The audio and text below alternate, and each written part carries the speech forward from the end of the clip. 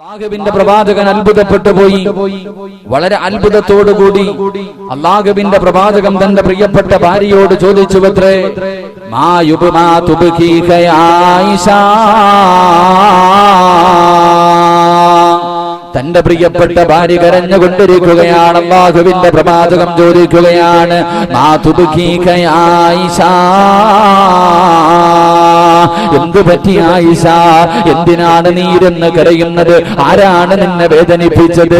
എന്തിനാണ് കരയുന്നതെന്ന് ലോകത്തിന്റെ നായകൻ തന്റെ പ്രിയപ്പെട്ട ഭാര്യയോട് ചോദിക്കുമ്പോൾ ആയിഷ റളിയല്ലാഹു തആല അൻഹ പറയുകയാണ്, യാ റസൂലല്ലാഹ്, പരലോകത്തെ കുറിച്ച് ഞാനൊന്ന് ചിന്തിച്ചു പോയി നബിയേ. മഹ്ശറയെ കുറിച്ച്, പടച്ചവന്റെ അദാബുകളെ കുറിച്ച് ഞാനൊന്ന് ചിന്തിച്ചത് കൊണ്ടാണ് കരയുന്നതെന്ന് പറയുമ്പോൾ അല്ലാഹുവിന്റെ പ്രവാചകൻ തന്റെ പ്രിയപ്പെട്ട ഭാര്യയെ സമാധാനിപ്പിക്കുകയാണ്. തന്റെ പ്രിയപ്പെട്ട ഭാര്യയെ സമാധാനിപ്പിക്കുകയാണ്. ആ അവസരത്തിൽ അല്ലാഹുവിന്റെ പ്രവാചകനോട് ആയിഷ റളിയല്ലാഹു തആല അൻഹ ചോദിക്കുകയാണ്, ഫഹൽ തദ്കുറൂന അഖിലീകും യൗമൽ ഖിയാമ. അല്ലാഹുവിന്റെ റസൂലിനോട് തന്റെ പ്രിയപ്പെട്ട ഭാര്യ ചോദിക്കുന്നു, നബിയേ,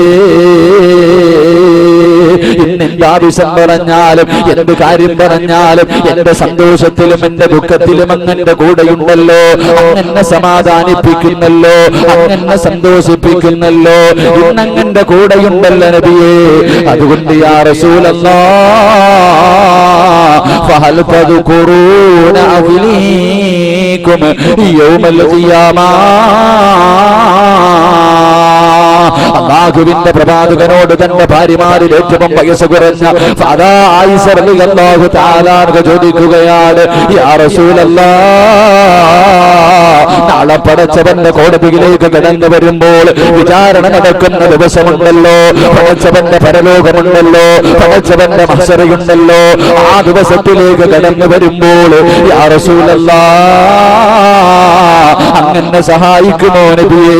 അങ്ങനെ കൂടെ ഉണ്ടാകുമോ നബിയേ? അങ്ങനെ ഓർക്കുമോ നബിയേ? അല്ലാഹുവിന്റെ പ്രവാചകനോട് തന്റെ പ്രിയപ്പെട്ട ഭാര്യ കരഞ്ഞുകൊണ്ട് ചോദിക്കുമ്പോൾ അല്ലാഹുവിന്റെ റസൂലിന്റെ കണ്ണുകൾ നിറയുകയാ, അല്ലാഹുവിന്റെ പ്രവാചകന്റെ കണ്ണ് നിറയുകയാണ്. അല്ലാഹുവിന്റെ റസൂൽ പറയുന്നു, ആയിഷ, പരലോകത്തെ കുറിച്ച് നിനക്കറിയില്ലേ ആയിഷ? പരലോകത്തെ കുറിച്ച് നിനക്കറിയില്ലേ ആയിഷ? അല്ലാഹുവിന്റെ ഖുർആൻ പറഞ്ഞതല്ലേ, കൊച്ചു കുട്ടികളുടെ മടിമുടി പോലും നിറച്ചു പോകുന്ന ദിവസമല്ലേ മഹ്ശറ. ഗർഭിണികളായ പെണ്ണുങ്ങളെങ്ങാനും അന്നത്തെ ദിവസമുണ്ടെങ്കിൽ, ഗർഭിണികളായ പെണ്ണുങ്ങളെങ്ങാനും അന്നത്തെ ദിവസമുണ്ടെങ്കിൽ ആയിഷ, അവള് പ്രസവിക്കുന്നത് പോലും അറിയില്ല ആയിഷ.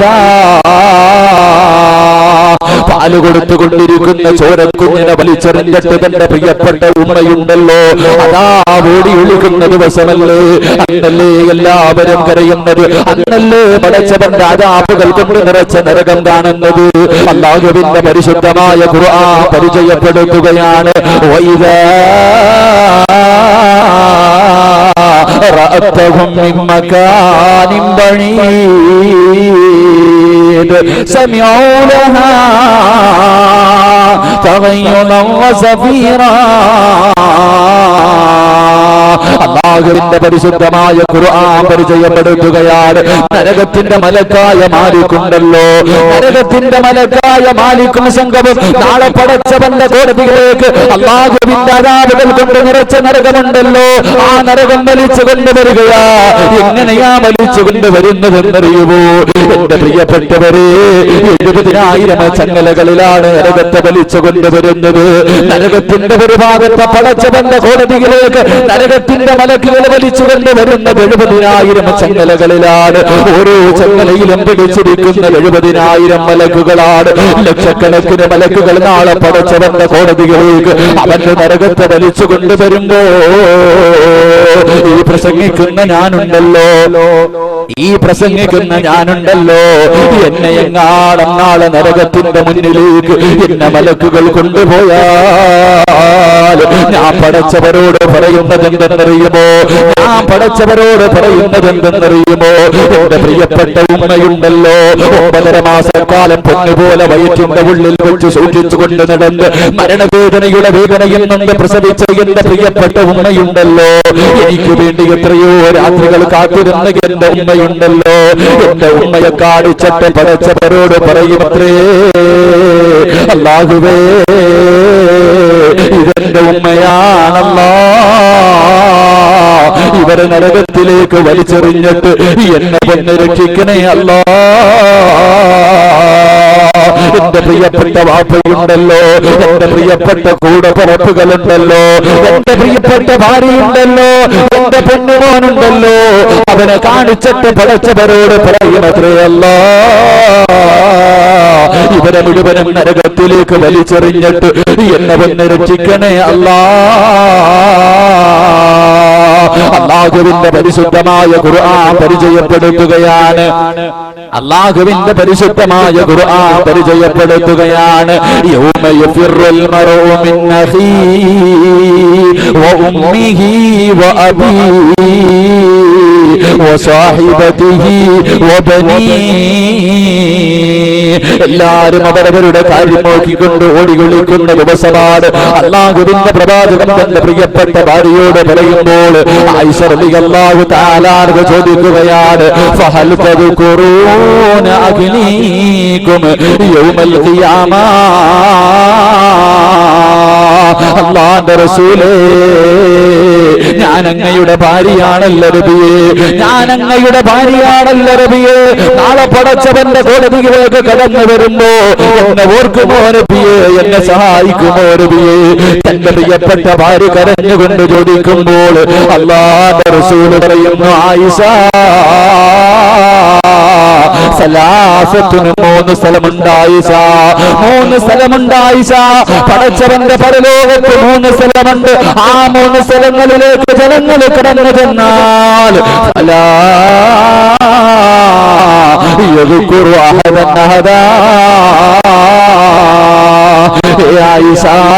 നാളെ പടച്ചവന്റെ കോടതിയിൽ 3 സ്ഥലങ്ങളുണ്ട്. നാളെ പടച്ചവന്റെ കോടതിയിൽ 3 സ്ഥലങ്ങളുണ്ട്. ആ സ്ഥലങ്ങളിലെത്തിയാൽ നിന്റെ പ്രിയപ്പെട്ട വാപ്പ നിന്റെ മുന്നിലൂടെ നടന്നു പോയാൽ, നിന്റെ പ്രിയപ്പെട്ട ഉമ്മ നടന്നു പോയാൽ, നിന്റെ കൂടപ്പിറപ്പുകൾ നടന്നു പോയാൽ, എന്തിന് നിന്റെ ഭർത്താവായ ഞാനുണ്ടല്ലോ നിന്റെ മുന്നിലൂടെ നടന്നു പോയാൽ, ഏ ആയിഷ നിന്നെ തിരിഞ്ഞു നോക്കില്ല ആയിഷ, നിന്നെ സഹായിക്കില്ല ആയിഷ, നിന്നെ ഓർക്കില്ല ആയിഷ, നിന്നെ പരിഗണിക്കില്ല ആയിഷ. അല്ലാഹുവിന്റെ പ്രവാചകനോട് തന്റെ പ്രിയപ്പെട്ട ഭാര്യ ചോദിക്കുകയാണ്, യാ റസൂലല്ലാഹ്, ഒരു മനുഷ്യനും തിരിഞ്ഞു നോക്കാത്ത, ഒരു മനുഷ്യനും സഹായിക്കാത്ത ആ 3 സ്ഥലങ്ങൾ ഏതാണ് നബിയേ? 3 സ്ഥലങ്ങൾ ഏതാണ് നബിയേ? അല്ലാഹുവിന്റെ പ്രവാചകനോട് തന്റെ പ്രിയപ്പെട്ട ഭാര്യ ചോദിക്കുമ്പോൾ അല്ലാഹുവിന്റെ റസൂൽ പറയുന്നു, ആയിഷ അതിലൊന്നാമത്തെ സ്ഥലമേതെന്നറിയുമോ? അതിലൊന്നാമത്തെ സ്ഥലമേതെന്നറിയുമോ? ഇൻദൽ മീസാൻ. അത് മീസാനിന്റെ മുന്നിലാണെന്ന് നബിയുനാ റസൂലുള്ളാഹി സ്വല്ലല്ലാഹു അലൈഹി വസല്ലം. അല്ലാഹുവിന്റെ പ്രവാചകൻ സല്ലല്ലാഹു അലൈഹി വസല്ലം ആയിഷ റളിയല്ലാഹു തആല അൻഹയുടെ മടിത്തട്ടിൽ കിടക്കുമ്പോ ആയിഷ റളിയല്ലാഹു തആല നിന്ന് കരയാ. അല്ലാഹുവിന്റെ റസൂൽ ചോദിച്ചു, എന്തിനാ ആയിഷ കരയണേ? അപ്പൊ പറഞ്ഞു, നബിയെ, ദുനിയാവിൽ വെച്ച് എന്ത് ആവശ്യം പറഞ്ഞാലും എന്റെ സന്തോഷത്തിലും ദുഃഖത്തിലൊക്കെ അങ്ങ് എന്റെ കൂടെ തന്നെയുണ്ട്, എല്ലാ ആവശ്യങ്ങളും. ഞാൻ നാളെ പടച്ചവന്റെ കോടതിയിൽ കടന്നു വരുമ്പോ അന്ന് എന്റെ കൂടെ ഉണ്ടാകുമോ? ഞാൻ അങ്ങയുടെ ഭാര്യയാണല്ലോ, ഞാൻ അങ്ങയുടെ ഭാര്യയാണല്ലോ, പ്രവാചകന്റെ ഭാര്യയാണല്ലോ, അന്ന് എന്നെ സഹായിക്കുമോ? എന്റെ കൂടെ ഉണ്ടാകും. ആ അവസരത്തിൽ അല്ലാഹുവിന്റെ റസൂൽ സല്ലല്ലാഹു അലൈഹി വസല്ലം പറഞ്ഞു, നാളെ പരലോകത്ത് 3 സ്ഥലമുണ്ട്.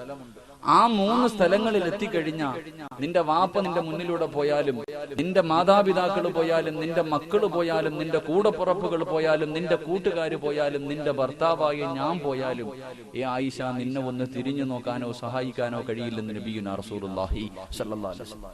അല്ലാഹു ഈമാൻ നൽകി അനുഗ്രഹിക്കുമാറാകട്ടെ. ഒന്നാമത്തെ കാര്യം, മഹാനായ റസൂലുള്ളാഹി സ്വല്ലല്ലാഹു അലൈഹി വസല്ലമ തങ്ങൾ അല്ലാഹുവിന്റെ പ്രവാചകനോട് ആയിഷ റളിയല്ലാഹു തആല അൻഹ ചോദിക്കുന്നു, നബിയേ, നാളെ പടച്ചവന്റെ കോടതിയിൽ ആരുമില്ലാത്ത, ആരാരും സഹായിക്കാനില്ലാത്ത ദിവസത്തിൽ രക്ഷപ്പെടുന്നവരാണ്. അബൂ ഹുറൈറ റളിയല്ലാഹു തആല അൻഹു അല്ലാഹുവിന്റെ പ്രവാചകനോട് ചോദിക്കുന്നു, നബിയേ, പടച്ചവന്റെ ഹിസാബില്ലാതെ സ്വർഗത്തിൽ കിടക്കുന്ന ആരെങ്കിലും ഉണ്ടോ നബിയേ? നാളെ പടച്ചവന്റെ മുന്നിൽ വിചാരണ നേരിടാതെ സ്വർഗത്തിൽ കിടക്കുന്ന ആരെങ്കിലും ഉണ്ടോ എന്ന് പ്രവാചകനോട്, തന്റെ പ്രിയപ്പെട്ട പ്രവാചകനോട്, അല്ലാഹുവിന്റെ പ്രവാചകനോട് സഹാബിയായ അബൂ ഹുറൈറ റളിയല്ലാഹു തആല അൻഹു ചോദിക്കുമ്പോ അല്ലാഹുവിന്റെ റസൂൽ പറയുന്നു, അബൂ ഹുറൈറ, നാളെ വിചാരണയില്ലാതെ പടച്ചവന്റെ സ്വർഗത്തിൽ കിടക്കുന്ന ഒരു മനുഷ്യനുണ്ട്. അവനാരെന്നറിയുമോ? അല്ലാഹു പരീക്ഷണം കൊടുക്കുമ്പോൾ, അല്ലാഹു രോഗം കൊടുക്കുമ്പോൾ, അല്ലാഹു വേദനകൾ കൊടുക്കുമ്പോൾ, കച്ചവടം നഷ്ടത്തിലാകുമ്പോൾ, മക്കളുടെ വിവാഹം മുടങ്ങുമ്പോൾ, അവന്റെ ജീവിതത്തിലേക്ക് പ്രശ്നങ്ങൾ പേമാരി പോലെ ജീവിതത്തിലേക്ക് കടന്നു വരുമ്പോ ഇതെല്ലാം അല്ലാഹുവിന്റെ തീരുമാനമാ, ഇതെല്ലാം അല്ലാഹുവിന്റെ തീരുമാനമാ എന്ന് കരുതിക്കൊണ്ട് ശ്രമിക്കുന്നവരുണ്ടല്ലോ. വയദ്ഖുലൂനൽ ജന്ന ബിഗൈരി ഹിസാബ് ഖാല നബിയുനാ റസൂലുള്ളാഹി. ദുഃഖങ്ങളും ദുരിതങ്ങളും രോഗങ്ങളും വേദനകളും ജീവിതത്തിൽ കടന്നു വരുമ്പോ ഇത് അള്ളാന്റെ തീരുമാനമാണെന്ന് പറഞ്ഞുകൊണ്ട് ക്ഷമിക്കുന്നവൻ നാളെ അതിഥിയായി പടച്ചവന്റെ മുന്നിൽ ഹിസാബില്ലാത്ത സ്വർഗത്തിൽ കിടക്കുമെന്ന് നബിയുനാ റസൂലുള്ളാഹി സ്വല്ലല്ലാഹു അലൈഹി വസല്ലം. ഒരു പനി വന്നു കഴിഞ്ഞ, ഒരു തലവേദന വന്നു കഴിഞ്ഞ, കടങ്ങളായി കഴിഞ്ഞ, മാരക രോഗം വന്നു കഴിഞ്ഞാൽ പറയണ ഒരു വാക്കുണ്ട്, ഞാൻ പള്ളിക്കകത്ത് പോയി തഹജ്ജുദ് നിസ്കരിക്കുന്നവനായി, 5 നേരവും ഞാൻ പള്ളിയിൽ പോയി നിസ്കരിക്കുന്നവനായി, എനിക്കിത് തന്നല്ലോ പടച്ചവൻ, പരാതി എനിക്കിത് തന്നല്ലോ എന്ന് നമ്മൾ പറയാ. എന്റെ പ്രിയപ്പെട്ടവരെ, വേദനകളും ദുഃഖങ്ങളും ജീവിതത്തിൽ കടന്നു വരുമ്പോൾ ക്ഷമിക്കണം. അള്ളാഹു ഭാഗ്യം നൽകി അനുഗ്രഹിക്കുമാറാകട്ടെ. മഹാനായ മൂസാ നബി അലൈഹിസ്സലാം അള്ളാഹുവിനോട് ചോദിച്ചു അത്രേ, അയ്യു മനാസിലുൽ ജന്ന. അള്ളാഹുവിന്റെ പ്രവാചകൻ മൂസാ നബി അലൈഹിസ്സലാം അള്ളാഹിനോട് ചോദിച്ചു അത്രേ, പടച്ചവനെ, സ്വർഗത്തിൽ നിനക്ക് ഏറ്റവും ഇഷ്ടപ്പെട്ടത് എന്താണ്? സ്വർഗത്തിൽ നിനക്ക് ഏറ്റവും ഇഷ്ടപ്പെട്ടത് എന്താണ്? ആ അവസരത്തിൽ അള്ളാഹുവിന്റെ പ്രവാചകനോട് അള്ളാഹു പറഞ്ഞു അത്രേ, മൂസ, എനിക്ക് സ്വർഗത്തിൽ ഏറ്റവും ഇഷ്ടപ്പെട്ടത് ഖദീറത്തുൽ ഖുദ്സ് എന്ന് പറയുന്ന ഒരു കൊട്ടാരമാണ്. എന്റെ പ്രിയപ്പെട്ടവരെ, സ്വഹാബത്ത് ചോദിച്ചു, നബിയെ, ഈ കൊട്ടാരം ആർക്കുള്ളതാ? സ്വർഗത്തിൽ അള്ളാഹു ഏറ്റവും ഇഷ്ടപ്പെടുന്ന വീട് ആർക്കുള്ളതാണെന്ന് ചോദിച്ചപ്പോ അള്ളാഹു ഒരു പരീക്ഷണം കൊടുക്കുമ്പോൾ ക്ഷമിക്കുന്നവനുള്ള പ്രതിഫലമാണെന്ന് നബിയുനാ റസൂലുള്ളാഹി സ്വല്ലല്ലാഹു അലൈഹി വസല്ലം. ദുഃഖങ്ങളും ദുരിതങ്ങളൊക്കെ വരുമ്പോ നാട്ടുകാരോട് മുഴുവനും മൈക്ക് കെട്ടി പറഞ്ഞുകൊണ്ട് നടക്കുന്നതിലും പകരം അള്ളാഹിനോട് ദുആ ചെയ്യണം. അത് പടച്ചവന്റെ തീരുമാനം, തട്ടിക്കളയാൻ കഴിയില്ലല്ലോ. എന്റെ പ്രിയപ്പെട്ടവരെ, ഈ വാദ് പറഞ്ഞുകൊണ്ടിരിക്കുന്ന ഞാൻ ഇന്ന് ഈ പ്രസംഗം തീർക്കുമെന്ന് എനിക്കൊരു ഉറപ്പുമില്ല. എനിക്ക് എന്തെങ്കിലും ഞാൻ തളർന്നു വീണുപോയാൽ അത് അള്ളാന്റെ തീരുമാനം, അതിന് തട്ടാൻ ആരെക്കൊണ്ടും കഴിയില്ല. അള്ളാഹു നമുക്ക് ദീർഘായുസ് നൽകി അനുഗ്രഹിക്കുമാറാകട്ടെ. അള്ളാഹുവിന്റെ റസൂലിന്റെ മുന്നിലേക്ക് ഒരു സഹാബി കടന്നു വന്നിട്ട് പറഞ്ഞു, നബിയെ, ബുദ്ധിമുട്ടാണ്, ദുരിതങ്ങളാണ്, വേദനകളാണ്. അള്ളാഹുവിന്റെ പ്രവാചകന്റെ മുന്നിലേക്ക് കടന്നു വരികയാണ്. അള്ളാഹുവിന്റെ റസൂലിനോട് പറയുന്നു, യാ റസൂലല്ലാഹ്, മുസ്ലിമായതിന്റെ പേരിൽ ശത്രുക്കൾ ഉപദ്രവിക്കുകയാണ്, പച്ചമാംസങ്ങൾ അവരെ കുത്തിയെടുക്കുകയാണ്, എല്ലുകൾ വെളിയിൽ കാണുകയാണ്. അല്ലാഹുവിന്റെ റസൂലിന്റെ മുന്നിലേക്ക് വന്ന് കരഞ്ഞുകൊണ്ട് സഹാബത്ത് പറയുമ്പോൾ അല്ലാഹുവിന്റെ റസൂൽ പറയുന്നു, സഹാബാ, അല്ലാഹുവിന്റെ പ്രവാചകനായ അയ്യൂബ് നബി അലൈഹിസ്സലാമിന്റെ ചരിത്രം പറഞ്ഞു കൊടുക്കുകയാണ്. ആരാണ് അയ്യൂബ് നബി എന്നറിയുമോ? 81 വർഷക്കാലം ദുനിയാവിന്റെ തൊലിക്ക് മുകളിൽ സുഖാഡംബരങ്ങൾക്ക് നടുവില് രാജാവിനെ പോലെ കൊട്ടാരങ്ങൾക്ക് നടുവിൽ കഴിഞ്ഞ പ്രവാചകനാണ്. അതാ സുഖങ്ങൾക്ക് നടുവിൽ ജീവിച്ച പ്രവാചകൻ, അല്ലാഹുവിന്റെ പ്രവാചകൻ അയ്യൂബ് നബി അലൈഹിസ്സലാമിന്റെ ജീവിതം കണ്ടിട്ട് ശൈത്താൻ അസൂയ തോന്നിയത്രേ. പടച്ചവരോട് പറയുന്നു, അല്ലാഹ്, അയ്യൂബിന് അനുഗ്രഹങ്ങൾ കൊടുത്തത് കൊണ്ടാണ് നിനക്ക് നന്ദി കാണിക്കുന്നത്.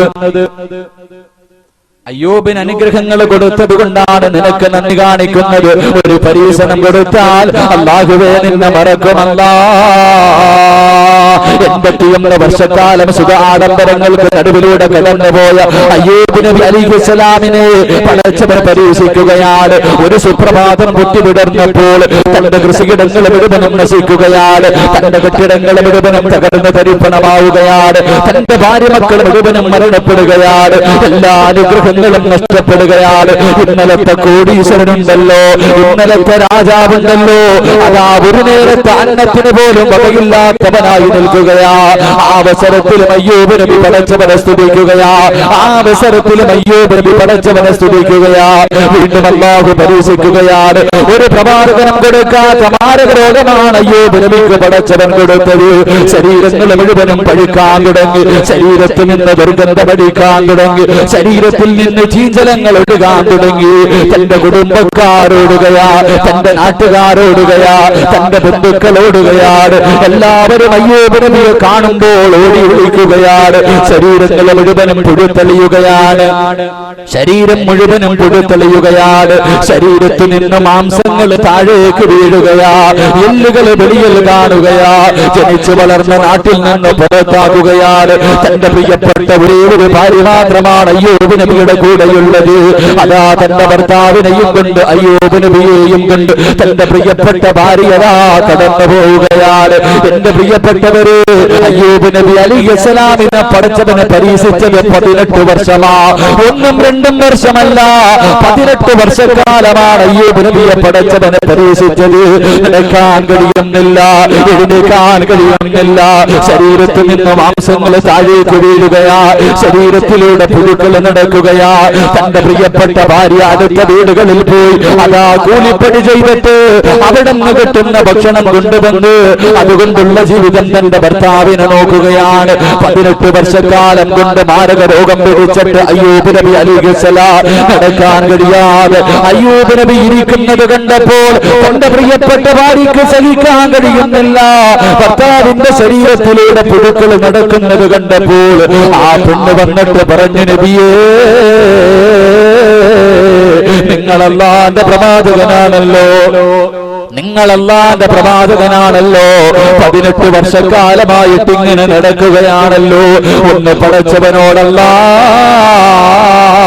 എന്റെ രോഗങ്ങളൊന്ന് ശിഫയാക്കല്ലാ എന്ന് പടച്ചവനോട് ദുആ ചെയ്താൽ അല്ലാഹു നിങ്ങളുടെ രോഗം മാറ്റി തരുമല്ലോ, പടച്ചവൻ നിങ്ങൾക്ക് ശിഫ നൽകുമല്ലോ. ഒന്ന് ദുആ ചെയ്തുകൂടെ, ഒന്ന് ദുആ ചെയ്തുകൂടെ എന്ന് അയ്യൂബ് നബിയോട് തന്റെ പ്രിയപ്പെട്ട ഭാര്യ ചോദിക്കുമ്പോ അവിടെന്ന് പറയുന്ന, പെണ്ണേ, 81 വർഷക്കാലം പടച്ചവൻ എനിക്ക് സമ്പത്ത് തന്നു, എനിക്ക് അധികാരം തന്നു, എനിക്ക് ഭാര്യമാരെ തന്നു, എനിക്കൊരുപാട് മക്കളെ തന്നു, എനിക്ക് കൃഷിയിടങ്ങൾ തന്നു. പടച്ചവൻ എനിക്ക് അനുഗ്രഹങ്ങൾ ഒരുപാട് വാരിക്കോരി തന്നല്ലോ. ഒരിക്കലെങ്കിലും അല്ലാ ഇതെന്തിനാണ് തന്നതെന്ന് ചോദിക്കാൻ നീ എന്നോട് പറഞ്ഞിട്ടില്ലല്ലോ പെണ്ണേ. പടച്ചവനോട് ദുആ പോലും ചെയ്തില്ല. അവസാനം എന്റെ പ്രിയപ്പെട്ടവര്, ശരീരങ്ങൾ മുഴുവനും പുഴുത്തെളിഞ്ഞിട്ട് തന്റെ നാവിൽ വരെ രോഗം വന്നിരിക്കുകയാ. അയ്യൂബ് നബി അലൈഹിസ്സലാം ഇരുന്ന് കരയുകയാണ്, അയ്യൂബ് നബി ഇരുന്ന് കരയുകയാ. ശൈത്താന് വല്ലാത്ത സന്തോഷമായി അയ്യൂബ് പരാജയപ്പെടുകയാണ്. ആകാശത്തിന്റെ വിരിമാറിലേക്ക് 2 കൈയും ഉയർത്തിയിട്ട് പടച്ചവനോട് ദുആ ചെയ്യുന്നു, എത്രയോ വർഷക്കാലമായി പടച്ചവര്, എത്രയോ വർഷക്കാലമായി പടച്ചവര് എനിക്ക് നീ ഒരു പരീക്ഷണം തന്നിരിക്കുകയാ. എനിക്കതിൽ പരാതിയില്ല പടച്ചവര്, എനിക്കതിൽ വേദനയില്ല പടച്ചവര്, എനിക്കതിൽ ദുഃഖമില്ല പടച്ചവര്. ഇന്നലെ വരെ എന്റെ നാവിനൊരു കുഴപ്പവുമില്ലായിരുന്നു റബ്ബേ. ഇന്നലെ വരെ എനിക്ക് ദിക്ർ പറയാ, ഒരു സുബ്ഹാനല്ലാഹ് പറയാ, ഒരു അൽഹംദുലില്ലാഹ് പറയാ, ഒരു അല്ലാഹു അക്ബർ പറയാൻ എന്നെ കൊണ്ട് കഴിയുമായിരുന്നല്ലാ. ഇന്നെനിക്കതിന് കഴിയുന്നില്ല പടച്ചവര്. അതുകൊണ്ട് നാദാ ഇന്നീ മസ്സനിയൽ ദുർറു അൻത അർഹമുർ റഹീമീൻ. 18 വർഷക്കാലം ശരീരം മുഴുവനും പുഴുത്തളിഞ്ഞ് ശരീരത്തിൽ നിന്ന് മാംസങ്ങൾ താഴേക്ക് വീണ് അത്രയും മോശമായ രീതിയിൽ മാരകമായ രോഗം കൊണ്ട് നടന്നിട്ട് പടച്ചവരോട് ദുആ ചെയ്തതെന്നറിയുമോ? അല്ലാഹുവേ, എന്റെ രോഗം മാറ്റിത്തരണേ അല്ലാ എന്ന എന്നല്ല പടച്ചവനോട് ദുആ ചെയ്തത്. അല്ലാഹുവോട് പറയുന്നു, അല്ലാ എന്റെ ബുദ്ധിമുട്ടൊന്ന് മാറ്റിത്തരണേ അല്ലാ. അല്ലാഹുവിന്റെ പ്രവാചകൻ തന്റെ അനുചരന്മാരോട് പറഞ്ഞു കൊടുക്കുകയാണ്, എന്റെ പ്രിയപ്പെട്ടവരെ സ്വർഗം വേണോ? അല്ലാഹുവിന്റെ അനുഗ്രഹങ്ങൾ കൊണ്ട് നിറച്ച സ്വർഗത്തിലേക്ക് മഹ്ശറയുടെ ദിവസം, ആരുമില്ലാത്ത ദിവസം, അന്ന് വിചാരണയില്ലാതെ പടച്ചവന്റെ അനുഗ്രഹങ്ങൾ കൊണ്ട് നിറച്ച സ്വർഗത്തിലേക്ക് കടന്നു പോകണമെങ്കിൽ ഒന്നാമത്തെ കണ്ടീഷൻ എന്തെന്നറിയുമോ? ഒന്നാമത്തെ കണ്ടീഷൻ എന്തെന്നറിയുമോ? അല്ലാഹു ഒരു പരീക്ഷണം തന്നാൽ അത് പടച്ചവന്റെ തീരുമാനമാണെന്ന് കരുതിക്കൊണ്ട് ശ്രമിക്കുന്നവനുണ്ടല്ലോ, വയദ്ഖുലൂനൽ ജന്ന ബിഗൈരി ഹിസാബ്. ഖാല നബിയുനാ റസൂലുള്ളാഹി സ്വല്ലല്ലാഹു അലൈഹി വസല്ലം. അല്ലാഹു ദുഃഖങ്ങളും ദുരിതങ്ങളും വേദനയും രോഗങ്ങളൊക്കെ തരുമ്പോ അത് അള്ളാന്റെ തീരുമാനമാണെന്ന് കരുതിക്കൊണ്ട് ക്ഷമിക്കുന്നവനുണ്ടല്ലോ, അവൻ നാളെ ഹിസാബില്ലാതെ സ്വർഗത്തിൽ കടക്കുമെന്ന് നബിയുനാ റസൂലുള്ളാഹി സ്വല്ലല്ലാഹു അലൈഹി വസല്ലം. അല്ലാഹു ആ വിഭാഗത്തിൽ ഉൾപ്പെടുത്തി അനുഗ്രഹിക്കുമാറാകട്ടെ. അല്ലാഹു ആ വിഭാഗത്തിൽ ഉൾപ്പെടുത്തി അനുഗ്രഹിക്കുമാറാകട്ടെ. രണ്ടാമത്തെ കാര്യം, അല്ലാഹുവിന്റെ പ്രവാചകൻ പറയുന്നു, സുമ്മയഊദു ഫയുനാദിൽ മുനാദി അയ്യുല്ലദീന കാനത് തതജാഫാ ജുനൂബുഹും അനിൽ മളാജി വയദ്ഖുലൂനൽ ജന്ന ബിഗൈരി ഹിസാബ്. ഖാല നബിയുനാ റസൂലുള്ളാഹി സ്വല്ലല്ലാഹു അലൈഹി വസല്ലം. ഈ ഇരിക്കുന്ന ഞാനും നിങ്ങളിലും പലരും ഈ രണ്ടാമത്തെ വിഭാഗത്തിൽപ്പെട്ടവരാണ്. എന്റെ പ്രിയപ്പെട്ടവരെ, രണ്ടാമത് വിളിക്കുന്ന വിഭാഗം ഈ ചന്തവിളക്കാരും ഈ പരിസര പ്രദേശക്കാരെല്ലാവരും പാതിരാത്രിയിൽ കടന്നുറങ്ങുമ്പോൾ, എല്ലാരും തന്റെ ഈ തണുപ്പുള്ള രാത്രിയിൽ തന്റെ പുതപ്പിന്റെ കീഴിൽ കിടന്ന് സുഖിച്ചു കിടന്നുറങ്ങുമ്പോ രാത്രിയിൽ എഴുന്നേറ്റ് 2 റക്അത്ത് തഹജ്ജുദ് നിസ്കരിക്കുന്നവനുണ്ടല്ലോ, അവൻ നാളെ ഹിസാബില്ലാതെ സ്വർഗത്തിൽ കടക്കുമെന്ന് നബിയുനാ റസൂലുള്ളാഹി സ്വല്ലല്ലാഹു അലൈഹി വസല്ലം. നമ്മളൊക്കെ തഹജ്ജുദ് നിസ്കാരം ഉള്ളവരാണ്, നിസ്കരിക്കുമായിരുന്നു. നമ്മളൊക്കെ തഹജ്ജുദ് നിസ്കരിക്കുമായിരുന്നു റമളാനിൽ. കാരണം വെട്ടി വിഴുങ്ങാൻ എഴുന്നേക്കുമല്ലോ, രാത്രി എഴുന്നേറ്റ് വല്ലതും തിന്നണ്ടേ. ആ തിന്നണ സമയത്ത് ഈ വർഷമാണല്ലോ 6:45, ആ സമയം വരെ, ഏകദേശം 6:45 വരെ ഏറ്റവും കൂടുതൽ സമയം വന്നു. എന്റെ പ്രിയപ്പെട്ടവരെ, അത്രയും നേരം പട്ടിണി ഇരിക്കണമല്ലോ, അതുകൊണ്ട് നല്ല പിടിപ്പിക്കാൻ എഴുന്നേക്കുമായിരുന്നു. ആ എഴുന്നേക്കുന്ന സമയത്തൊക്കെ നമ്മൾ നിസ്കരിച്ച് 29-ാം രാവിന്റെ അന്ന് നിർത്തിയതാ. പിന്നെ ഇന്ന് വരെ തഹജ്ജുദ് നിസ്കരിച്ചിട്ടുണ്ട്. എന്റെ പ്രിയപ്പെട്ടവരൊന്ന് ചിന്തിക്ക്. എന്റെ പ്രിയപ്പെട്ടവരെ, തഹജ്ജുദ് നിസ്കരിച്ചാ നീ നാളെ ഹിസാബില്ലാതെ സ്വർഗത്തിൽ കിടക്കുമെന്ന് നബിയുനാ റസൂലുള്ളാഹി സ്വല്ലല്ലാഹു അലൈഹി വസല്ലം. രാത്രിയൊക്കെ എഴുന്നേറ്റ് നിസ്കരിക്കണം.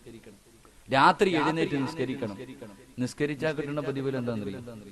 എന്റെ പ്രിയപ്പെട്ടവരെ, ആരും അറിയാതെ രാത്രി എഴുന്നേറ്റ് നിസ്കരിച്ചാൽ കിട്ടുന്ന പ്രതിഫലം അള്ളാന്റെ റസൂൽ സല്ലല്ലാഹു അലൈഹി വസല്ലമ തങ്ങൾ 5 പ്രതിഫലം പറയുന്നു. രാത്രി എഴുന്നേറ്റ് തഹജ്ജുദ് നിസ്കരിക്കുന്നവന് കിട്ടുന്ന 5 പ്രതിഫലം അള്ളാഹു നൽകി അനുഗ്രഹിക്കുമാറാകട്ടെ. അള്ളാഹു നൽകി അനുഗ്രഹിക്കുമാറാകട്ടെ. ഒന്നാമത്തെ പ്രതിഫലം അല്ലാഹുവിന്റെ പ്രവാചകൻ പറയുന്ന ഒന്നാമത്തെ പ്രതിഫലം എന്തെന്നറിയുമോ? മഹാനായ റസൂലുള്ളാഹി സ്വല്ലല്ലാഹു അലൈഹി വസല്ലമ തങ്ങൾ ഒരിക്കൽ അല്ലാഹുവിനെ കണ്ടപ്പോൾ അല്ലാഹ് പറഞ്ഞു, നബിയേ, എന്റെ അടിമകളിൽ ചില ആൾക്കാരെ എനിക്ക് വല്ലാത്ത ഇഷ്ടമാണ്. എന്റെ അടിമകളിൽ ചില ആൾക്കാരെ എനിക്ക് വല്ലാത്ത ഇഷ്ടമാ. അവൻ എന്നെ ഓർക്കുന്നതിനേക്കാൾ ഞാൻ അവനെ ഓർക്കുന്നു നബിയേ.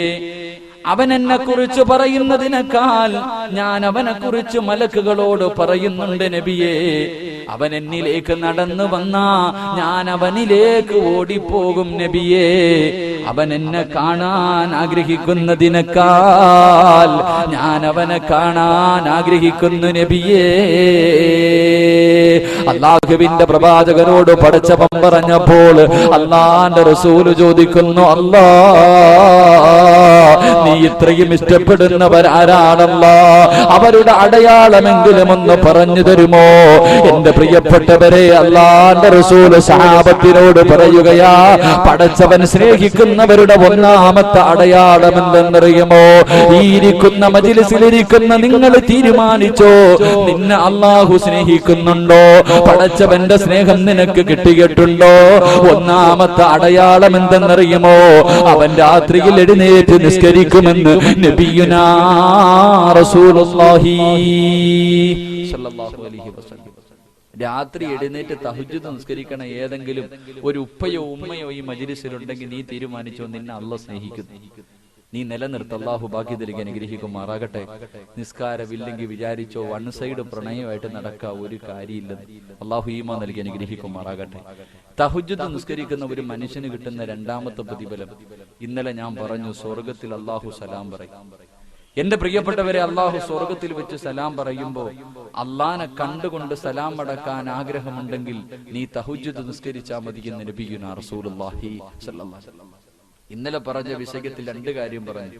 അതിലെ മൂന്നാമത്തെ കാര്യം, ആ വിഷയത്തിലെ മൂന്നാമത്തെ കാര്യം, തഹജ്ജുദ് നിസ്കരിക്കുന്നവൻ അള്ളാനെ കാണാൻ കഴിയുമെന്ന് നബിയുനാ റസൂലുള്ളാഹി സ്വല്ലല്ലാഹു അലൈഹി വസല്ലം.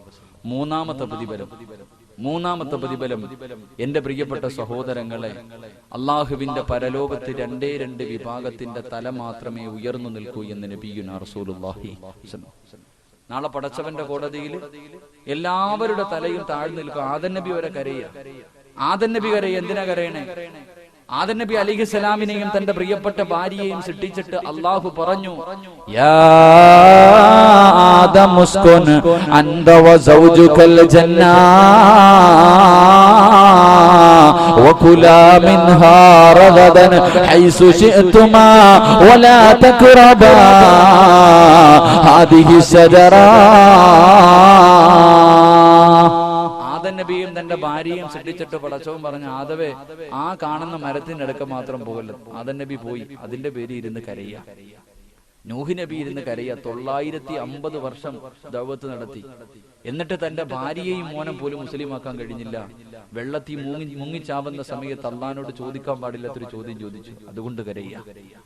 ഇബ്രാഹിം നബി അലൈഹിസ്സലാം ഇരുന്ന് കരയുന്നത്, ഒരു പ്രവാചകൻ കള്ളം പറയാൻ പാടില്ല, ജീവിതത്തിൽ 3 കള്ളം പറഞ്ഞു, അതിന്റെ പേരിൽ കരയുക. മൂസാ നബി അലൈഹിസ്സലാം ഒറ്റയടിക്ക് കൊന്നുകളഞ്ഞു. ഒരു കൊല ചെയ്തവനാ, അതിനെക്കുറിച്ച് ഓർത്ത് കരയുക. ഓരോ പ്രവാചകന്മാരും ഇങ്ങനെ അന്ന് വിഷമിച്ചിരിക്കുക.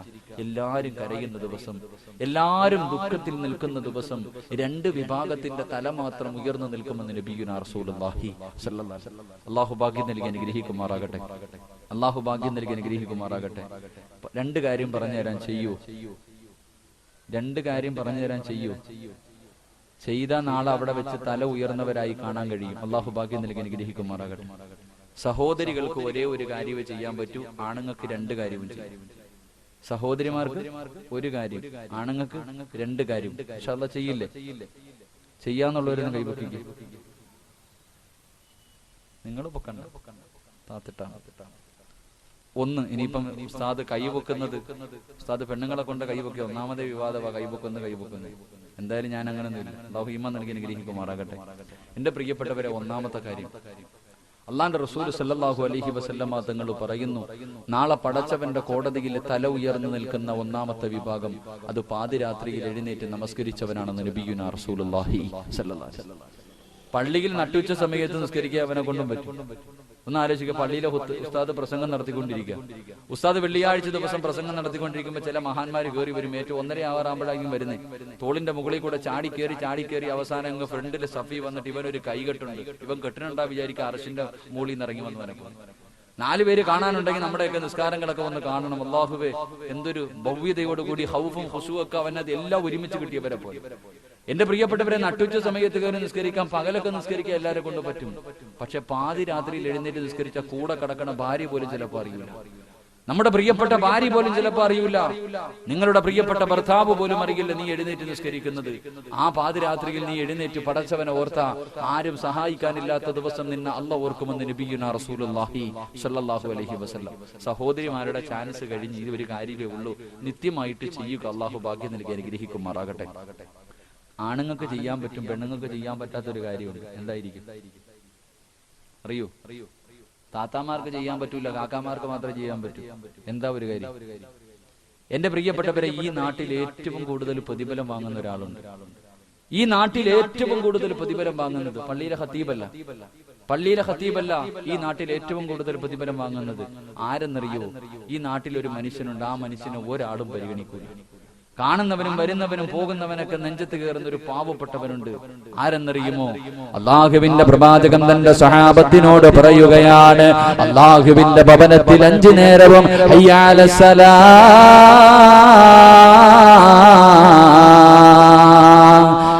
അലൽ ഫലാഹ് എന്ന് ബാങ്ക് വിളിക്കുന്ന മുഅദ്ദിനുണ്ടല്ലോ, അവന്റെ തലനാളെ പടച്ചവന്റെ കോടതിയിൽ ഉയർന്നു നിൽക്കുമെന്ന് നബിയുനാ റസൂലുള്ളാഹി. അതിരാത്രിയിൽ എഴുന്നേറ്റ് 2 റക്അത്ത് നിസ്കരിച്ചാൽ കിട്ടുന്ന മൂന്നാമത്തെ പ്രതിഫലം എന്തെന്നറിയുമോ? എന്റെ പ്രിയപ്പെട്ടവരെ, ഓരോ പാവം ചെയ്യുമ്പോഴും നമ്മുടെ ഹൃദയത്തിൽ ഒരു പുള്ളി വീഴുകയാണ്. ഓരോ പാവം ചെയ്യുമ്പോഴും നമ്മുടെ ഹൃദയത്തിലേക്ക് ഒരു കുത്തു വീഴുകയാ. പാവങ്ങൾ അധികരിക്കുന്നതനുസരിച്ച് ഹൃദയങ്ങൾ കറുക്കുകയാണ്. നമ്മുടെ ഹൃദയങ്ങൾ കറുത്തുപോയത് കൊണ്ടല്ലേ, നമ്മുടെ ഹൃദയങ്ങൾ കറുത്തുപോയത് കൊണ്ടല്ലേ എന്റെ പ്രിയപ്പെട്ട സഹോദരിമാർ 10-18 വർഷക്കാലം പൊന്നുപോലെ തന്റെ പൊന്നു മക്കളെ വളർത്തുകയാ. വളരെ വളരെ ആഗ്രഹത്തോടുകൂടി മോഹത്തോടുകൂടി വളർത്തുമ്പോൾ തന്റെ പ്രിയപ്പെട്ട ഉമ്മയെയും ഉപ്പയെയും നാട്ടുകാരുടെ മുന്നിൽ കരയാൻ വിധിച്ചിട്ട് ഇറങ്ങിയോടുകയാ. തന്റെ കാമുകന്റെ കൂടെ ഇറങ്ങിയോടുന്ന മുസ്ലിം പെണ്ണി സമുദായത്തിൽ ഉണ്ടാകുന്നത് എന്റെ പ്രിയപ്പെട്ടവരെ, അതാ പാപപ്പെട്ട 2-3 പ്രസവിച്ച എന്റെ പ്രിയപ്പെട്ട ഉമ്മമാര് തന്റെ പൊന്നുമക്കളുടെ കഴുത്ത് ഞെരിച്ചു കൊല്ലുന്നത് കാമുകന്റെ കൂടെ ജീവിക്കാനല്ലേ? എന്റെ പ്രിയപ്പെട്ടവരൊന്ന് ചിന്തിച്ചു നോക്കണേ. മൃഗങ്ങളെക്കാല് വൃത്തികെട്ടവരെ പോലെ എന്റെ പ്രിയപ്പെട്ട സമുദായം ഇങ്ങനെ അധപ്പതിച്ചു പോകുന്നത് ഹൃദയം കറുത്തുപോയത് കൊണ്ടാണ്. എന്റെ പ്രിയപ്പെട്ടവരെ, അതാ കണ്ണൂപ എന്റെ പ്രിയപ്പെട്ടവരെ, പൊന്നാനിക്കടുത്തൊരു സ്ഥലമുണ്ട്, പൊന്നാനിക്കടുത്തൊരു സ്ഥലമുണ്ട്. ഒരു പ്രിയപ്പെട്ട 18 വയസ്സുള്ള പെങ്ങളുണ്ടല്ലോ, മുസ്ലിമായ ഒരു ചെറുപ്പക്കാരന്റെ കൂടെ ഒളിച്ചോടുകയാണ്. വാപ്പയതാ കോടതിയിൽ പോലീസ് സ്റ്റേഷനിൽ കേസ് കൊടുക്കുകയാണ്. അവസാനം കോടതിക്കകത്തേക്ക് ആ 18 വയസ്സുള്ള പ്രിയപ്പെട്ട പെങ്ങളോട് കോടതി ചോദിച്ചുവത്രേ, മോളെ നിനക്ക് നിന്റെ ഉപ്പയുടെ കൂടെ പോയിക്കൂടെ? 18 വയസ്സുള്ള പൊന്നുമോളോട് കോടതി ചോദിച്ചുവത്രേ, മോളെ നിനക്ക് നിന്റെ വാപ്പയുടെ കൂടെ പോകണോ അതോ നിന്റെ കാമുകന്റെ കൂടെ പോകണോ? അവസരത്തിൽ ആ പെണ്ണ് പറയുന്നു, എന്റെ ഉപ്പയുടെ കൂടെ പോകാൻ എനിക്ക് പേടിയാ, എന്റെ ഉപ്പ എന്നെ പീഡിപ്പിക്കുമെന്ന് എനിക്ക് ഭയമെന്ന് പറയുമ്പോൾ എന്റെ പ്രിയപ്പെട്ടവര് 18 വർഷക്കാലം പോറ്റി വളർത്തിയ മാതാപിതാക്കള് അതാ ഉപ്പ പീഡിപ്പിക്കുമെന്ന് പോലും പറയുന്നുകൊണ്ട് പറയുമ്പോ എന്റെ പ്രിയപ്പെട്ട പെണ്ണന്മാർ ഇത്ര അധപ്പതിക്കാൻ കാരണമെന്തെന്നറിയുമോ? എന്റെ പ്രിയപ്പെട്ട ചെറുപ്പക്കാർ നടറോഡിൽ നിന്ന് ഉമ്മ വെക്കുന്നത് കാണാൻ ഈ തിരുവനന്തപുരത്ത് നിന്ന് പോലും അതാ കൊച്ചിയിലേക്ക് പോയ എത്രയോ ചെറുപ്പക്കാരുണ്ട് പൊന്നുമക്കളെ.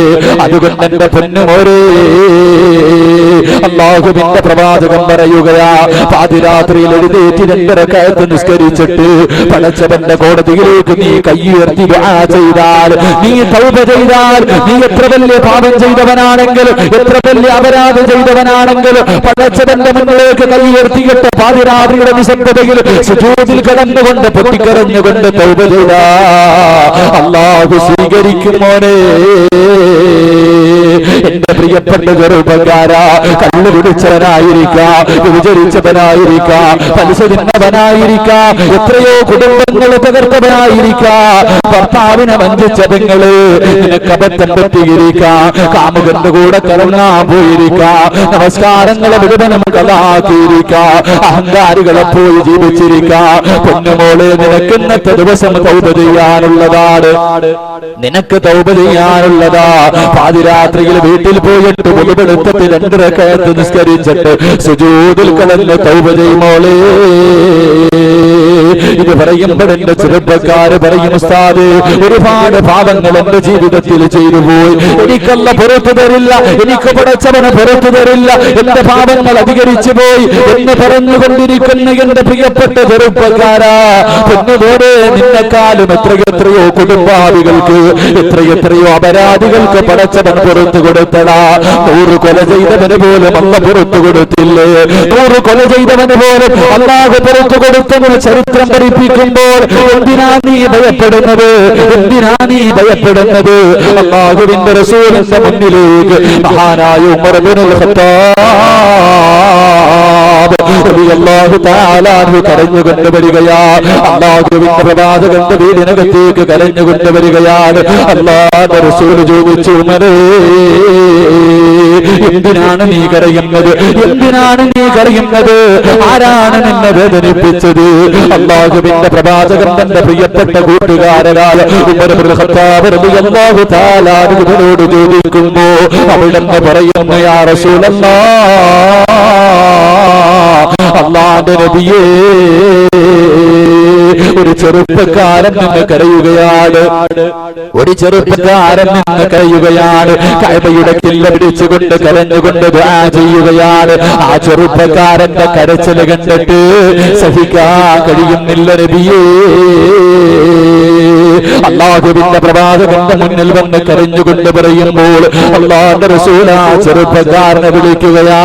ആ പൊന്നുമോനെ വിളിച്ചിട്ട് ലോകത്തിന്റെ നായകൻ ചോദിക്കുകയാണ്, ഏ പൊന്നുമോനെ, എന്തിനാ നീ കരയുന്നത്? ആരൊക്കെ പിടിച്ചു മാറ്റിയിട്ടും മാറുന്നില്ലല്ലോ. എത്രയോ നാളുകൾ കൊണ്ട് നിന്ന് ദുആ ചെയ്യുകയാണ്. ആ അവസരത്തിൽ ആ ചെറുപ്പക്കാരൻ ലോകത്തിന്റെ നായകനോട് പറയുകയാ, യാ റസൂലല്ലാഹ്, അല്ലാഹുവിന്റെ നബിയേ, എന്റെ ജീവിതത്തിൽ ഞാനൊരു പാപം ചെയ്തു നബിയേ, എന്റെ ജീവിതത്തിൽ ഞാനൊരു പാപം ചെയ്തു നബിയേ.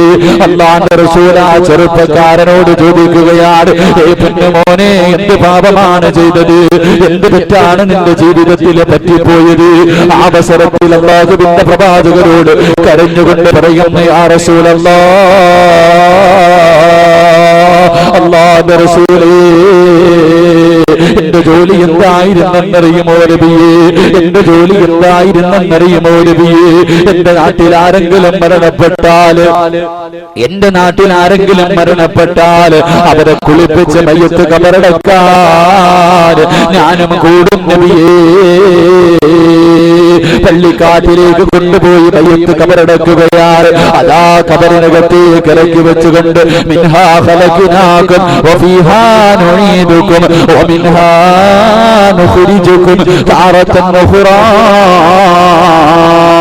എല്ലാവരും പിടിമണ്ണ വാരി എറിഞ്ഞിട്ട് കബറിന്റെ ഭാഗത്ത് നിന്ന് മടങ്ങി പോകുമ്പോ, യാ റസൂലല്ലാഹ്, കബറിന്റെ ഭാഗത്ത് ഞാനൊരടയാളം വെക്കും നബിയേ.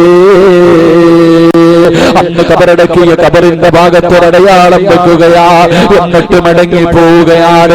പാതിരാത്രി എത്തിക്കഴിയുമ്പോ, യാ റസൂലല്ലാഹ്, ഞാൻ ഉറക്കത്തിൽ നിന്ന് എഴുന്നേൽക്കും നബിയേ, ഞാൻ ഉറക്കത്തിൽ നിന്ന് എഴുന്നേൽക്കും നബിയേ. അല്ലാഹുവിന്റെ പ്രവാചകനോടാ ചെറുപ്പക്കാരൻ പറയുകയാ, അടയാളം വെച്ച കബറിന്റെ പുറത്തേക്ക് നടന്നു പോവുകയാണ്. അടയാളം വെച്ച കബറിന്റെ പുറത്തേക്ക് നടന്നു പോവുകയാ.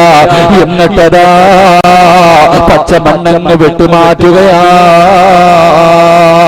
കബറങ്ങോട്ട് മാന്തുകയാണ്, കബറങ്ങോട്ട് മാന്തുകയാണ്. പലകകൾ എടുത്ത് മാറ്റുകയാ. കബറിനകത്തേക്ക് ഇറങ്ങിയിട്ട് ആ കബറിനകത്ത് കിടക്കുന്ന മയ്യത്തിന്റെ ശരീരത്തിൽ നിന്ന് കഫൻ തുണി അങ്ങ് മോഷ്ടിക്കുകയാ. ശരീരത്ത് ധരിപ്പിച്ചിരിക്കുന്ന കഫൻ തുണിയുണ്ടല്ലോ, അത് ഓരോന്നായും അഴിച്ചു മാറ്റുകയാണ്. എന്നിട്ട് കബറങ്ങ് മൂടുകയാ. എന്നിട്ട് തന്റെ വീട്ടിലേക്ക് കൊണ്ടുവന്ന് കഴുകി ശുദ്ധിയാക്കി അതാ പിറ്റേ ദിവസം കമ്പോളത്തിൽ കൊണ്ട് വിൽക്കുകയാണ്. ആ ചെറുപ്പക്കാരൻ അല്ലാഹുവിന്റെ പ്രവാചകനോട് പറയുകയാണ്, യാ റസൂലല്ലാഹ്, ആ പള്ളിക്കാട്ടിൽ കിടക്കുന്ന എത്രയോ കബറാളികൾ, ആ പള്ളിക്കാട്ടിൽ കിടക്കുന്ന എത്രയോ കബറാളികൾ യാ റസൂലല്ലാഹ് നഗ്നരായി കിടക്കുകയാണ് നബിയേ. അല്ലാഹുവിന്റെ പ്രവാചകരോട് കരഞ്ഞുകൊണ്ട് പറയുമ്പോൾ അല്ലാഹുവിന്റെ റസൂൽ ആ ചെറുപ്പക്കാരനെ സമാധാനിപ്പിക്കുകയാണ്. പൊന്നുമോനെ, തൗബ ചെയ്യ് പൊന്നുമോനെ. പാതിരാത്രിയിൽ എഴുന്നേറ്റ് 2 റക്അത്ത് നിസ്കരിച്ചിട്ട് പടച്ചവന്റെ ദർബാറിലേക്ക് 2 കൈയും ഉയർത്തിയിട്ട് പൊട്ടിക്കരഞ്ഞുകൊണ്ട് തൗബ ചെയ്യ് പൊന്നുമോനെ. അല്ലാഹുവിന്റെ പ്രവാചകനെ സമാധാനിപ്പിക്കുകയാണ്. ആ ചെറുപ്പക്കാരൻ പിന്നീട് ഇരുന്ന് കരയുകയാ. കണ്ണുകളിൽ നിന്ന് കണ്ണീരൊലിക്കാൻ തുടങ്ങി. ശബ്ദമുയർത്തിയ രീതിയിൽ കരഞ്ഞുകൊണ്ടിരിക്കുമ്പോ അല്ലാഹുവിന്റെ റസൂൽ ചോദിച്ചു, ചെറുപ്പക്കാരാ, എന്തിനാ മോനെ കരയുന്നത്? എന്തിനാ മോനെ കരയുന്നത്? ആ അവസരത്തിൽ അല്ലാഹുവിന്റെ പ്രവാചകനോട് ആ ചെറുപ്പക്കാരൻ പറയുന്നു, യാ റസൂലല്ലാഹ്, ഈ പാപമല്ല നബിയേ, ഈ പാപമല്ല നബിയേ, ഇതിനെക്കാളും ഒരു കൊടും പാപം ചെയ്തു നബിയേ. അല്ലാഹു പുറത്തു തരാത്ത ഒരു പാപം ചെയ്തു നബിയേ. അല്ലാഹുവിന്റെ പ്രവാചകന്റെ മുന്നിൽ ഇരുന്ന് കരയുമ്പോൾ അല്ലാഹുവിന്റെ റസൂൽ ചോദിച്ചു, ചെറുപ്പക്കാരാ, എന്ത് പാപമാ മോനെ ചെയ്തത്? എന്ത് അപരാധമാ ചെയ്തത്? അവസരത്തിൽ പറയുന്നു, യാ റസൂലല്ലാഹ്, അല്ലാഹുവിന്റെ നബിയേ, എന്റെ നാട്ടില് അല്ലാഹുവിന്റെ റസൂലിനോട് പറയുകയാ, എന്റെ നാട്ടിലൊരു സുന്ദരിയായ ഒരു സാലിഹത്തായ പെണ്ണ് മരിച്ചു നബിയേ. ഏത് ചെറുപ്പക്കാരനും കണ്ടാൽ ആഗ്രഹിച്ചു പോകുന്ന സുന്ദരിയായ ഒരു യുവതി മരിച്ചു നബിയേ. മയ്യത്ത് കുളിപ്പിക്കുകയാണ്, പള്ളിക്കാട്ടിൽ കൊണ്ടുപോയി കബറടക്കുകയാണ്. ആ മയ്യത്ത് കബറിനകത്തേക്ക് ഇറക്കി വെച്ചത് ഞാനാണ് നബിയേ, ഞാനാണ് നബിയേ. എന്റെ കൈകൊണ്ടാണ് മയ്യത്ത് ഇറക്കി വെച്ചത്. കബറിന്റെ മുകളിലേക്ക് പലകളിൽ വെച്ച് മണ്ണ് കിട്ട് മോടിയിട്ട് മീസാങ്കല്ലും നട്ടിട്ട് എല്ലാവരും കബറിന്റെ ഭാഗത്ത് നിന്ന് മടങ്ങുമ്പോ യാ റസൂലല്ലാഹ് ആ കബറിന്റെ ഭാഗത്തൊരടയാളം വെച്ചു നബിയേ. കബറിന്റെ ഭാഗത്തടയാളം വെക്കുകയാണ്. എന്നിട്ട് മടങ്ങി വരികയാണ്. പാതിരാത്രിയുടെ നിശബ്ദതയിൽ എല്ലാവരും ഇറങ്ങിക്കഴിയുമ്പോൾ ആ ചെറുപ്പക്കാരൻ എഴുന്നേൽക്കുകയാ. എന്നിട്ട് അടയാളം വെച്ച കബറിന്റെ പുറത്തേക്ക് നടക്കുകയാ. എന്റെ പ്രിയപ്പെട്ടവരെ, കബറിന്റെ ഭാഗത്ത് പോയിട്ട് മണ്ണങ്ങോട്ട് മാന്തുകയാണ്. ആ മൂടിയ കബറങ്ങോട്ട് മാന്തുകയാ. എന്നിട്ട് കബറിനകത്തേക്ക് ഇറങ്ങുകയാ. ആ പെണ്ണിന്റെ ശരീരത്തിൽ ധരിപ്പിച്ചിരിക്കുന്ന കഫൻ തുണിയുണ്ടല്ലോ, അതങ്ങോട്ട് ഒഴിച്ചു മാറ്റുകയാ. കബറിന്റെ മുകളിലേക്ക് കയറുകയാണ്. കബറിന്റെ മുകളിലേക്ക് കയറുകയാണ്. കബറങ്ങ് മൂടുകയാ. എന്നിട്ട് പള്ളിക്കാട്ടിലൂടെ കുറച്ചങ്ങോട്ട് നടക്കുകയാ. കുറച്ചങ്ങോട്ട് നടന്നു കഴിയുമ്പോ ആ ചെറുപ്പക്കാരന്റെ മനസ്സിന്റെ ഉള്ളിലേക്ക് ശരീരത്തിൽ ഒരു തുള്ളി വസ്ത്രം പോലുമില്ലാതെ കബറിനകത്ത് കിടക്കുന്ന സുന്ദരിയായ പെണ്ണിന്റെ ശരീരം കടന്നു വരികയാ. ആ ശരീരം ഓർമ്മ വരികയാ. ആ ചെറുപ്പക്കാരൻ മടങ്ങി വന്ന്, ചെറുപ്പക്കാരാ കബറിനടുക്കലേക്ക് മടങ്ങി വന്നിട്ട് ആ കബർ വീണ്ടും അങ്ങോട്ട് മാന്തുകയാണ്. വീണ്ടും രണ്ടാമതും കബറങ്ങ് മാന്തുകയാ. എന്നിട്ട് കബറിനകത്തേക്ക് ഇറങ്ങിയിട്ട് ആ സുന്ദരിയായ പെണ്ണിന്റെ ശരീരം കണ്ടപ്പോൾ വികാരം തോന്നിയിട്ട് മരിച്ചു കിടക്കുന്ന മയ്യത്തായ ആ പെൺകുട്ടിയുടെ ശരീരത്തിനെ കബറിനകത്തിട്ട് പരിചരിക്കുകയാ. അല്ലാഹുവിന്റെ റസൂലിന്റെ മുന്നിൽ ഇരുന്നുകൊണ്ട് മരിച്ചു കിടന്ന മയ്യത്തിനെ കബറമാന്തിയിട്ട് ആ പെണ്ണിനെ കബറിനകത്തിട്ട് വ്യതിചരിച്ചെന്ന് അല്ലാഹുവിന്റെ പ്രവാചകന്റെ മുന്നിലിരുന്ന് കരഞ്ഞുകൊണ്ട് പറയുമ്പോ അല്ലാഹുവിന്റെ റസൂലിന്റെ ശരീരം തളർന്നു പോവുകയാ. പ്രവാചകന്റെ കണ്ണുകൾ നിറയാൻ തുടങ്ങി. അല്ലാഹുവിന്റെ റസൂൽ മിണ്ടുന്നില്ല. ആ ചെറുപ്പക്കാരൻ ചോദിക്കുന്നു, നബിയേ ഫഹലി മിനത് തൗബ, അല്ലാഹു എനിക്ക് പുറത്തു തരുമോ നബിയേ? അല്ല എന്റെ തൗബ സ്വീകരിക്കുമോ നബിയേ? പൊട്ടിക്കരഞ്ഞുകൊണ്ട് ആ ചെറുപ്പക്കാരൻ ചോദിക്കുമ്പോൾ, എന്റെ പൊന്നുമോനെ, ഇതുപോലെ ഒരു പാപം നിങ്ങൾ ആരെങ്കിലും ചെയ്തിട്ടുണ്ടോ? ഇതുപോലെ ഒരു പാപം നീ ചെയ്തിട്ടുണ്ടോ? അല്ലാഹുവിന്റെ ഖുർആൻ പറഞ്ഞത് എന്തെന്നറിയുമോ? عبادي الذين أسرفوا على أنفسهم لا تقنطوا من رحمة الله. അല്ലാഹുവിന്റെ ഖുർആൻ പറയുകയാ, നബിയേ എന്റെ ദാസന്മാരോട് പറ നബിയേ, എന്റെ അടിമകളോട് പറ നബിയേ, അവരെത്ര വലിയ അക്രമം ചെയ്തവരാണെങ്കിലും, അവരെത്ര വലിയ അനീതി ചെയ്തവരാണെങ്കിലും എന്നോടൊന്ന് ചോദിക്കാൻ പറ നബിയേ, പറ നബിയേ, അവർക്ക് ഞാൻ പുറത്തു കൊടുക്കാൻ നബിയേ. എന്നെ പടച്ചവന്റെ പരിശുദ്ധ ഖുർആൻ പറയുമ്പോ എന്റെ പ്രിയപ്പെട്ടവരെ, കബറിനകത്ത് കടന്ന് വ്യഭിചരിച്ച മനുഷ്യന് പോലും അല്ലാഹു പുറത്തു കൊടുത്തെന്ന് ചരിത്രം പറയുമ്പോ എന്റെ പ്രിയപ്പെട്ട ചെറുപ്പക്കാരാ, നന്നാവണമെങ്കിൽ നന്നായിക്കോ പൊന്നുമോനെ. ഇന്നത്തെ ദിവസം നിന്റെ ജീവിതത്തിലെ അവസാനത്തെ രാത്രിയാമോനെ. എന്റെ പ്രിയപ്പെട്ട പെങ്ങളെ, ഇന്നലെ വരെ നീ സീരിയൽ കണ്ടവളായിരിക്കാം, ഇന്നലെ വരെ ജമാഅത്ത് നമസ്കാരം 5 നേരത്തെ വഖ്ത് നിസ്കാരം കളാക്കിയവരായിരിക്കാം, ഖുർആൻ ഓതാത്തവളായിരിക്കാം, തലമറയ്ക്കാത്തവളായിരിക്കാം, ഭർത്താവിനെ വഞ്ചിച്ചവളായിരിക്കാം. പൊന്നുമോളെ, ഇന്നത്തെ ദിവസം നിന്റെ ജീവിതത്തിലെ അവസാനത്തെ രാത്രിയാ. നന്നാവണമെങ്കിൽ നന്നായിക്കോ. വീട്ടിലേക്ക് കടന്നു ചെന്നിട്ട് പടച്ചവന്റെ മുന്നിലേക്ക് അല്ലാഹു പാതിരാത്രിയുടെ നിശബ്ദതയിൽ ഒന്നാം ആകാശത്തിൽ വന്ന് പടച്ചവൻ ഭൂമിയിലേക്ക് നോക്കി നിൽക്കുകയാ. ചോദിക്കുന്നവന് പുറത്തു കൊടുക്കാൻ, പശ്ചാത്തപിക്കുന്നവന് പുറത്തു കൊടുക്കാൻ. പാതിരാത്രി 2 റക്അത്ത് നിസ്കരിച്ചിട്ട് സുജൂദിൽ കടന്നുകൊണ്ട് പടച്ചവരോട് പറമോളേ അല്ലാഹുവേ, തെറ്റുപറ്റി പടച്ചവരെ, തെറ്റുപറ്റി പടച്ചവരെ. പൊട്ടിക്കരഞ്ഞുകൊണ്ട് പടച്ചവരോട് തൗബ ചെയ്യാൻ തീരുമാനിച്ചോ. പിന്നത്തേക്ക് മാറ്റിവെക്കല്ലേ ചെറുപ്പക്കാരാ. നാളെയാകട്ടെ എന്ന് മാറ്റിവെക്കല്ലേ പൊന്നുപോരെ. എന്റെ പ്രിയപ്പെട്ടവരോട് പറയുകയാ, ഇന്നലെ കണ്ടവനെ കാണാത്ത ദുനിയാവല്ലേ, കാസർഗോഡ് ജില്ലയിൽ ഹംസ എന്ന ചെറുപ്പക്കാരൻ വിവാഹം കഴിഞ്ഞ് 11 വർഷമായി, മക്കളില്ലാതെ എല്ലാ മജ്‌ലിസും ദുആ ചെയ്യുകയാണ്. എല്ലാ മജ്‌ലിസിലും സദഖ തന്നിട്ട് ദുആ ചെയ്യിപ്പിക്കുകയാണ്. അവസാനം വർഷങ്ങൾ കാത്തിരുന്നിട്ട് തനിക്ക് തന്റെ പ്രിയപ്പെട്ട ഭാര്യ ഗർഭിണിയാവുകയാ. പൊന്നുപോലെ കൊണ്ടു നടക്കുകയാ.